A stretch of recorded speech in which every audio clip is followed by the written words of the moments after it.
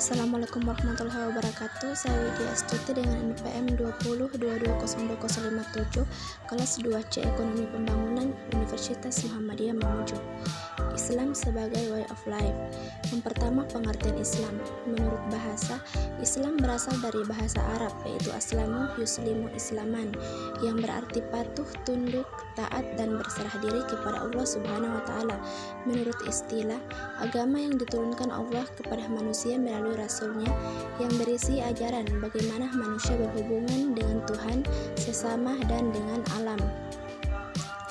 Yang kedua, tujuan dan fungsi Islam. Tujuan Islam adalah membentuk pribadi yang kamil, di samping juga membentuk masyarakat yang ideal, yang menitik beratkan pembentukan moral dan kerohanian sebuah masyarakat, dan tidak lupa turut membangun nilai ketamadunan. Seterusnya membina masyarakat yang kukuh dan berwibawa di mata dunia. Fungsi agama Islam yang pertama sebagai pembimbing dalam hidup, membentuk suatu kepribadian yang harmonis agar segala unsur pokok kehidupan terdiri dari pengalaman yang menenteramkan jiwa, agar mampu menghadapi masalah dengan tenang, sebagai penolong dalam kesukaran, karena orang yang tidak beragama cenderung mengatasi masalah hidup dengan pesimis, berbeda dengan orang yang beragama yang menghadapi dengan optimis dan percaya bahwa Allah tidak akan memberi cobaan melebihi kekuatannya. Sebagai penentram batin, orang beriman tidak akan merasa gelisah karena dia tahu jika semua hal yang dimiliki merupakan titipan Allah. Keempat, pengendalian moral. Dalam Islam diajarkan untuk menghormati orang lain, tetapi tidak diperintah untuk minta dihormati. Dan masih banyak pelajaran moral lainnya seperti berpakaian, berperilaku, dan bertutur kata. Yang berikutnya sumber ajaran Islam. Yang pertama, Al-Quran. Al-Quran ialah kumpulan firman Allah atau wahyu Allah yang disampaikan oleh Nabi Muhammad SAW dengan melalui malaikat Jibril.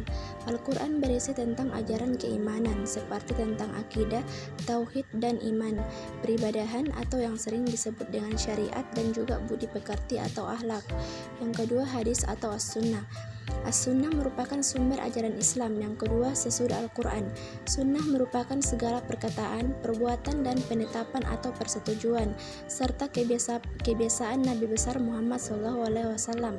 Penetapan atau takrir merupakan persetujuan atau diamnya Nabi Muhammad terhadap perkataan dan perilaku sahabat. Sunnah sebagai sumber ajaran Islam yang kedua telah dijelaskan di Al-Quran surah 57 ayat 7 yang menyatakan bahwa kita harus menerima atau mengikuti apa yang diperbolehkan atau dilarang oleh Nabi besar Muhammad SAW. Sumber ajaran Islam yang ketiga adalah ijtihad. Ijtihad merupakan pendapat hukum atas suatu masalah yang terjadi dengan tetap berdasar pada Al-Quran dan As-Sunnah. Dilakukan ketika ada suatu masalah namun tidak secara tegas dijelaskan dalam Al-Quran ataupun As-Sunnah.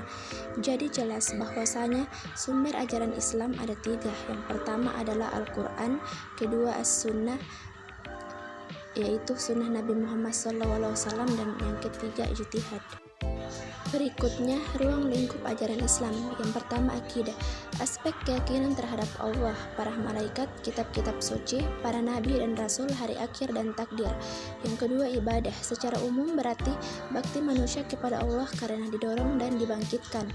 Akidah, tauhid. Ibadah itulah yang menjadi tujuan hidup manusia. Quran surah Az-Zariyat ayat 56. Yang ketiga, akhlak.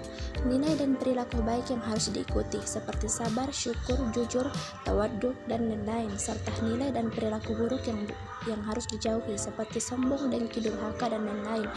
Yang keempat, muamalah. Aspek kemasyarakatan yang mengatur pergaulan hidup manusia di atas bumi, baik tentang harta benda, perjanjian, ketatanegaraan, dan lain-lain. Yang berikutnya adalah karakteristik ajaran Islam. Ajaran Islam memiliki karakteristik sebagai berikut. Yang pertama, sesuai dengan fitrah hidup manusia. Artinya, ajaran Islam mengandung petunjuk yang sesuai dengan sifat dasar manusia, baik dari aspek keyakinan, perasaan, maupun pemikiran. Yang kedua, sesuai dengan kebutuhan hidup manusia. Yang ketiga, memberikan manfaat tanpa menimbulkan komplikasi. Yang keempat, menempatkan manusia dalam posisi yang benar. Kondisi itu ditegaskan Allah dalam Quran surah Ar-Rum ayat 30. Terima kasih, semoga video ini bermanfaat. untuk kita semua. Wassalamualaikum warahmatullahi wabarakatuh.